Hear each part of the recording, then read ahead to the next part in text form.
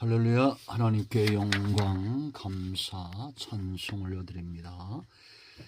11월 둘째 줄 말씀 묵상입니다. 사사기 4장 7절로 16절 말씀 묵상합니다. 기도합니다. 영광을 우리 하나님께, 감사와 찬송을 우리 하나님께 온전히 올려드립니다.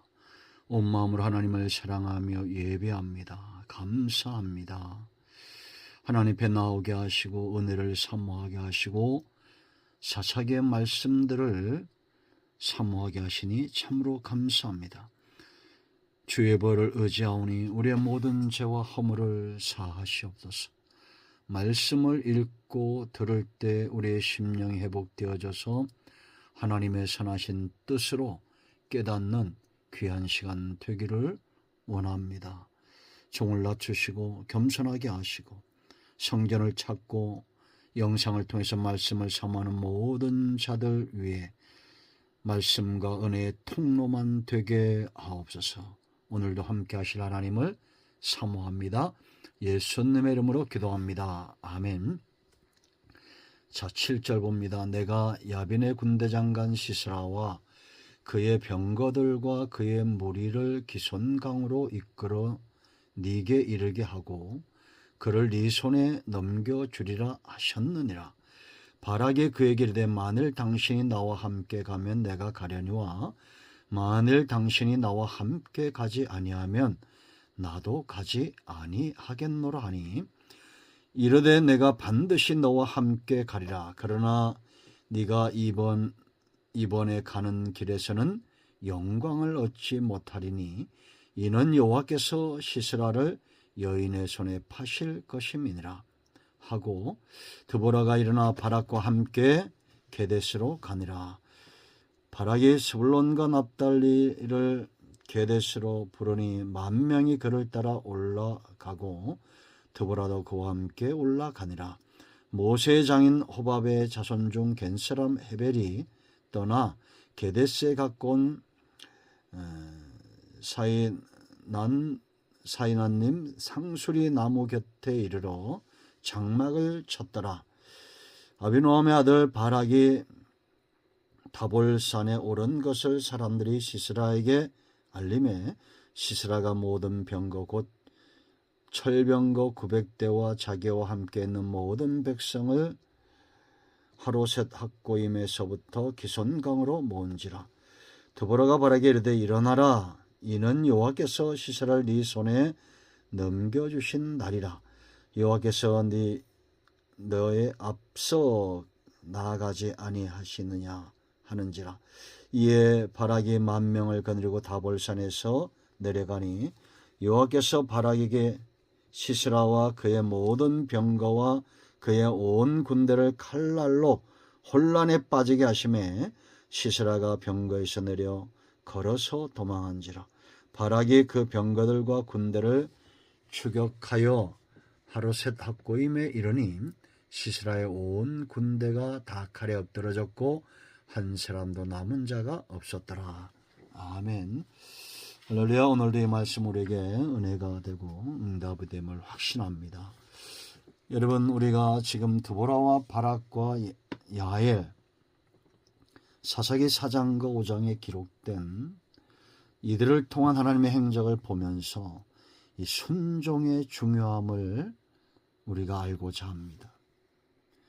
비단 이 사람들뿐만 아니라 믿음의 길을 걸었던 하나님이 쓰시는 성경 속에 교회사 속에 있는 모든 사람들은 순종의 가치를 알았다라는 겁니다. 여러분, 순종만치 복된 길은 없습니다. 순종은 복과 연관이 있습니다. 온전한 복입니다. 하나님은 절대 실수할 수 없기 때문입니다. 그 하나님께서 전능하시고 전지하신 하나님께서 말씀하심에 그대로 됩니다. 어떻게 그대로 됩니까? 하나님의 택한 백성들의 순종을 통하여 일하시는 겁니다. 얼마나 놀랍습니까? 하늘에서 이루어진 뜻이 이 땅에서 이루어지는 곳에 있는 것이 복입니다. 그 하나님의 놀라우신 일에 쓰임받는 저와 여러분이 되어야 될 줄로 믿습니다. 드보라는 기도의 사람이었습니다. 기도는 순종만큼 중요한 게 없습니다. 듣고자 해야 됩니다. 판결입니다. 내 뜻대로가 아니라 하나님의 뜻대로 종려나무 아래서 백성을 이끌었던 드보라입니다. 하나님의 일을 명령으로 받을 줄 알았던 이 드보라, 이 한 여자가 이스라엘에 얼마나 놀라운 축복인지, 이제 그들의 온 저주를 끊어내고 가나안 왕 야빈과 그의 군대 장관 시스라와 온 가나안의 군대들을 진멸하고 하나님의 은혜의 때가 오게 할 사람, 바로 드보라와 바락과 야엘입니다. 여러분, 신앙생활을 제대로 하고 있는 사람은 순종이 얼마나 귀한 것인가를 알게 되어 있어요.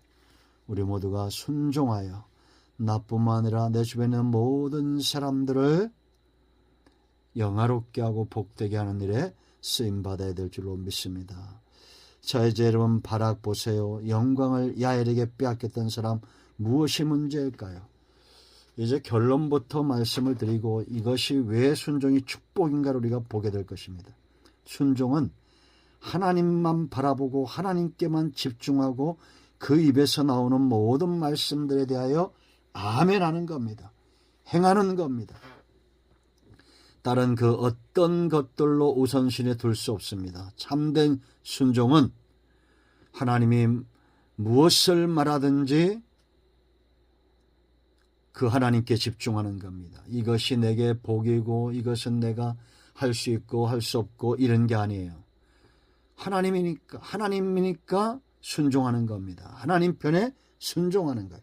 이런 사람들은 상황을 보지 않습니다. 이건 다시 말하면 상황이나 환경에 노예가 되거나 매이지 않는다라는 것입니다. 하나님의 말씀에 순종하는 사람들은 상황을 보거나 환경을 보고 계산하지 않습니다. 하나님이 가라 하면 가고 서라 하면 섭니다. 그러므로 이들에겐 적이 없어요. 어려운 환경이 없습니다. 갑자기 적이 사라지고 갑자기 환경이 바뀌었다는 게 아니에요. 적은 여전히 있고 환경은 여전히 어려울 수 있습니다. 그러나 하나님만 보고 집중하는 사람들은 그 모든 적들과 문제 앞에서 자유합니다. 여러분 출애굽기 14장 보세요. 홍해가 가로막습니다. 좌우에는 절벽입니다. 뒤에서는 애굽의 군대가 쳐들어옵니다. 누구만 자유합니까? 온전히 순종하고 그 순종을 위하여 연단받았던 모세입니다. 13절에서 뭐라 그럽니까? 너희는 잠잠히 있어. 오늘 여호와께서 너에게 행하시는 구원을 보라고 말씀합니다. 두려움이 없어요. 적들이 쫓아옵니다. 적들에 대한 두려움이 없어요. 자유합니다. 사방이 막혔습니다. 우겨싸움을 당했습니다. 환경 때문에 두려워하지 않습니다. 여러분 골리앗 앞에 다윗을 보세요. 얼마나 당당합니까? 오직 다윗의 눈에만 보이는 게 뭡니까? 만군의 여호와입니다. 사울왕도 보지 못합니다. 여러분 그가 46절에 10장 40절 어떻게 말합니까? 오늘 여호와께서 너를 내 손에 넘기시리니. 아직 넘긴 게 아니에요. 골리앗은 그대로 있습니다. 문제는 그대로 있어요. 그런데도 그 문제 앞에 이 큰 적 앞에서 얼마나 당당합니까? 얼마나 자유합니까? 내가 너를 쳐서 네 목을 베고 지금 다윗에는 모두 불가능하게 생각하고 있는 상황 아닙니까? 어떻게 저럴 수 있어요? 블레셋 군대의 시체를 오늘 공중의 새와 땅의 들짐 중에 주어 온 땅으로 이스라엘의 하나님이 계신 줄을 알게 하겠고. 놀랍습니다. 놀라운 꿈에 제가 자주 말씀드리지만 가슴이 뜁니다. 여러분 근심과 염려가 때 사무엘상 17장에서 다윗의 하나님, 오늘날은 나와 함께한 그 하나님을 만나셔야 됩니다. 문제는 없앨 수가 없습니다. 주님 오실 그날까지 문제가 있을 거예요. 적들도 있을 거예요. 그러나 자유하는 사람들이 있습니다. 발악은 이 자유함과 복을 누리지 못합니다. 왜냐? 하나님만 바라보지 않고 적들을 바라보고 문제를 바라봤기 때문이에요. 여러분, 우리 속의 염려와 근심은 대적이나 나쁜 환경이나 상황이 때문에 염려와 근심이 오는 게 아닙니다. 하나님을 보지 못하기 때문이에요. 목자의 음성이 들리지 않습니다. 어느 순간 나는 주님과 멀어졌습니다. 염려와 근심이 나를 휘어쌉니다. 그런 경험들 한 번쯤 있죠. 우리 여러분 밤길을 갈 때 얼마나 두렵습니까? 걱정하지 마세요. 사망의 음침한 골짜기에서도 하나님은 함께 하십니다. 특히나 잃어버린 양들을 향한 애절한 목자의 음성은 그 양을 놓지 않습니다. 그러므로 여러분, 상황이 보일 때 회개하고 하나님 앞에 나가야 됩니다. 적들이 나를 넘어뜨리려고 하려 때, 내가 그로 인하여 염려와 근심에 사로잡힐 때 하나님을 가까이 해야 됩니다. 감사하고 찬송하고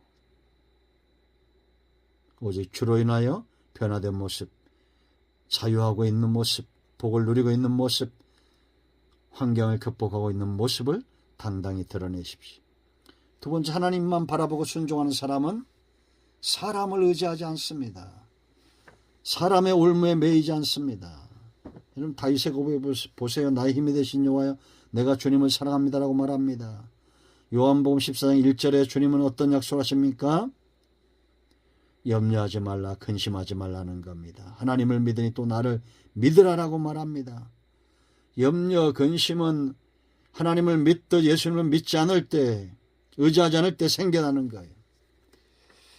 그럼 사도행전 20장에서 사도 바울이 에베소 교회 장로들을 청하고 그들과 이제 예루살렘으로 올라가기 위해서 헤어지면서 이렇게 말합니다.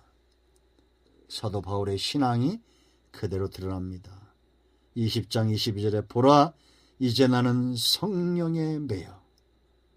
완전히 매였다는 겁니다. 이거는 끊어낼 수 없다는 거예요. 잘라낼 수 없다는 겁니다. 그 전에 바울의 삶은 어땠습니까? 사울일 때 핍박자, 포행자, 회방자, 자기 의와 자기 열심으로 자기가 주인 되어 다니는 그런 인생이었어요. 그러나 다음에 또 주님을 만나고 성령에 사로잡혔습니다. 이제는 매여 있어요. 보라, 이제 나는 성령에 매여 예루살렘으로 가는데, 이끌어가는 겁니다. 거기서 무슨 일을 당할런지 알지 못한다. 뭔 일이 앞에 있는지, 어떤 적들이 있는지, 얼마나 문제가 큰지 몰라요. 그러나 순종은 그런 환경이나 사람 보고 해도 되고 안 해도가 아닙니다. 성령에 하나님 매 있어요. 하나님께 집중하는 겁니다. 사람 두려워하지 않는 겁니다. 23절 말합니다. 오직 성령이 각성해서 내게 증언하여 결박과 환난이 나를 기다린다 하시나.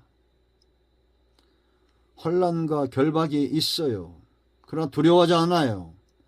이런 고백을 합니다. 내가 달려갈 길과. 적들이 있고 문제가 있어도 달려가겠다는 겁니다. 주 예수께 받은 사명, 곧 하나님의 은혜의 복음을 증언하는 일을 마치려 하면은 나의 생명조차 조금도 귀한 것으로 여기지 아니하였노라. 할렐루야. 이것이 바로 사도 바울이 사람과 환경을 의지하지 않고 주님만 의지했던 그런 그의 신앙의 모습입니다. 하나님께 집중하는 사람은 사람과 한편이 아니라 하나님과 한편 된 사람입니다. 지금 전쟁이 일어났어요. 하나님의 말씀대로 적들이 움직이고 있습니다. 7절 말씀, 13절 말씀 그대로 하나님께서 가나안 왕 야빈의 군대장관 시스라와 그 군대를 기손신으로 몰아올 것을 이미 드보라를 통해서 말씀했습니다. 그런데 13절에 시스라가 어떻게 합니까? 시스라가 모든 병거 곧 철병거 900대와 자기와 함께 있는 모든 백성을 하루셋 학고임에서부터 기손강으로 모은지라. 놀랍지 않습니까? 하나님 말씀하신 대로 되어지는 겁니다. 이걸 알고 바락이 말합니다. 이런 광경을 바라보고 있던 드보라가 바락에 말하여 14절 보세요. 드보라가 바락에 이르되 일어나라. 지금 하나님 말씀대로 되고 있잖아요. 적들이 지금 하나님께 말씀하신 대로 기손강으로 모여들고 있어요. 이는 여호와께서 시스라를 네 손에 넘겨주신 날이라. 여호와께서 너의 앞서 나가지 아니하시느냐. 앞서 있다는 겁니다. 하나님들 말씀대로 되고 있다는 거예요. 이에 바락이 10,000명을 거느리고 다볼산에서 내려가니 여호와께서 그들 앞서 전쟁을 치르십니다. 여러분, 우리는 이런 하나님의 행하심의 징조들을 믿음으로 바라볼 줄 알아야 됩니다. 적들이 움직입니다. 대적하려고 나옵니다. 하나님이 없다고요? 적들이 움직이 하나님이 없다고? 아니요. 하나님의 손 안에서 그들이 지금 움직이고 있는 거예요. 문제가 커지고 있다고요? 아닙니다. 그 문제에 대해서 역사하신 하나님을 바라봐야 됩니다. 바락은 하나님이 아닌 드보라를 의지합니다. 사람을 의지함으로 하나님과 함께 전쟁을 하는 이 놀라운 체험을 하지 못해요. 하나님이 자기 편에서 일하고 있음을 알지 못합니다. 믿음의 눈을 가진 자들에게만 보이는 하나님의 일하심입니다. 여러분, 아무리 드보라도 의지의 대상이 아닙니다. 그는 말씀 전달자예요. 우리는 성령에 매였던 드보라처럼 하나님께 매이고 말씀에 매인 존재들이 되어야 됩니다. 믿음의 눈을 가진 자들은 지금도 하나님의 일하심을 봅니다. 자, 세 번째 중요한 이유가 있어요. 왜 우리가 순종은 하나님께만 집중하고 어떤 상황이라도 두려워하지 않고 하나님의 입에서 나오는 말씀에 순종해야 되느냐? 나를 부르신 이가 하나님이기 때문입니다. 내게 직분 주신 분이 하나님이기 때문에. 그러므로 여러분, 직분이 일하는 겁니다. 하나님께서 직분만 맡겨놓고 그냥 버려두시겠어요? 아닙니다. 왜 직분이 승리하냐? 중요한 이유 때문에 그래요. 첫째는 누가 나를 보내셨고 누가 내게 이 직분을 주었느냐라는 겁니다. 드보라가 바락을 세운 게 아닙니다. 이스라엘이 투표해서 세운 게 아니에요. 하나님께서 그를 사사로 이스라엘의 군대 장관으로 세우신 겁니다. 그럼 하나님은 그 직분을 맡겨놨기 때문에 도우셔야 됩니다. 하나님이 함께 하셔야 돼요. 그러므로 하나님께서 주신 직분을 귀하게 여기는 사람들은 주님과 동행하는 복을 누리며 하나님과 함께 싸우는 복을 누립니다. 다 직분하면 주기엔 또 뭐예요? 무엇을 위하여 주셨냐라는 겁니다. 무엇을 위하여. 지금 바락은 전쟁을 위하여, 드보라는 말씀의 전달자로, 야엘은 하나님이 예비하사 야벤의 군대장관 시스라를 심판하는 도구로. 다 쓰임이 다르죠. 그러나 그것은 선한 영향력이 있습니다. 사람을 살리고 하나님을 영화롭게 합니다.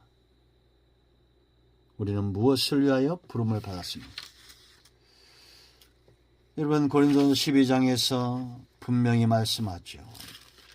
성령이 우리 가운데 은사를 주신다는 겁니다. 7절 말씀 보면 12장 7절 고린도전서 12장 7절 각 사람에게 성령을 나타내심은 유익하게 하려 함이라. 성령께서 우리와 함께 하지 않으면 유익하지 않다는 거예요. 유익한 일을 감당할 수 없다는 겁니다. 그 유익이 어떤 거라 말합니까? 어떤 사람은 성령으로 말미암아 지혜의 말씀, 어떤 사람은 같은 성령을 따라 지식의 말씀을, 다른 사람에게는 같은 성령으로 믿음을, 병 고치는 은사를, 이런 다양한 능력, 행함을, 다양한 것들을 주신다는 겁니다. 그 일을 감당하도록, 유익되게 하도록. 그런가 하면 28절부터는 사도, 선지자, 교사, 능력을 행하는 자, 병 고치는 사, 있는 자, 다스리는 것과 각종 방언하는 것과 이 모든 것들은 다 직을 수행하도록 주어지는 겁니다. 이 직분이 중요한 이유는 일 때문이에요. 그럼 일은 왜 중요합니까? 반드시 끝이 있고 결과가 있다. 하나님은 이스라엘을 위하여 싸우시고 이 전쟁에 승리해야 됩니다. 아버지의 영광입니다. 일을 지어 성취하는 여호와여, 도중에 절대 포기하지 않습니다. 반드시 승리합니다.